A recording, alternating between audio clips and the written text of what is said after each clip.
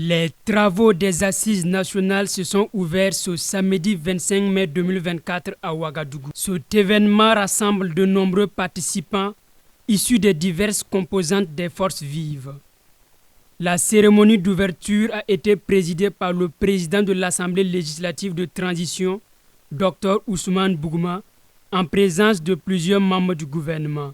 Le président du comité national d'organisation, le colonel Moussa Diallo, a d'abord exposé le contexte de l'adoption de la charte en vigueur ainsi que les missions qu'elle confie à la transition. Le ministre territorial, représentant le président de la transition, a ensuite prononcé le discours d'ouverture. Avant le début de ces assises nationales, plusieurs acteurs de la société civile ont exprimé leur opinion sur cette rencontre, y compris le professeur Abdoulaye Soma, président du parti Soleil d'Avenir et figure de l'ex-opposition non affiliée. Celui-ci a indiqué que bien que l'organisation soit critiquable, il est crucial de considérer l'intérêt supérieur de la nation. Comme une occasion de discussion sur la situation de la nation. Et dans cet état d'esprit, nous ne pouvons pas ne pas apporter notre contribution aux solutions qu'il faut chercher ou trouver pour régler les problèmes qui se posent au Burkina Faso. Donc c'est dans cet esprit que l'ONA a répondu favorablement à l'invitation de participer aux assises. L'objectif est de venir avec nos convictions, nos idées, nos propositions de suggestions pour apporter notre pierre de contribution à la construction de l'édifice national. Tout à l'heure, quand je prendrai la parole au nom de l'ONA, vous saurez le contenu de nos propositions qui pourront être diffusées plus tard. Donc nous sommes ici pour apporter notre contribution à la solution des problèmes de notre nation.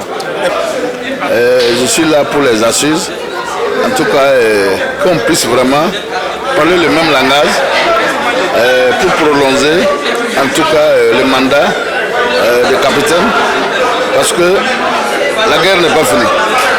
Nous on pense que la guerre n'est pas finie parce qu'on voit qu'il y a des gens qui souffrent toujours. Si l'opinion ensemble, on peut vraiment trouver un terrain d'entente pour dire un mot en tout cas à tout le monde pour que les gens sachent qu'on lui a donné un mandat prolongé qui puisse vraiment nous libérer le Burkina, libérer en tout cas le pays. C'est ça notre souhait. Je suis très satisfait de participer. Nous attendons de voir concrètement ce que les travaux vont donner. Mais j'ai de très bonnes impressions et de voir des participants assez sereins, voilà, qui sont prêts à décider pour l'intérêt supérieur de la nation. Non, mais si vous décidez si vous avez choisi la chaise vide, vous assumez les conséquences. C'est comme ça. Voilà. Vous ne pouvez pas remettre en cause le choix de la majorité qui est là.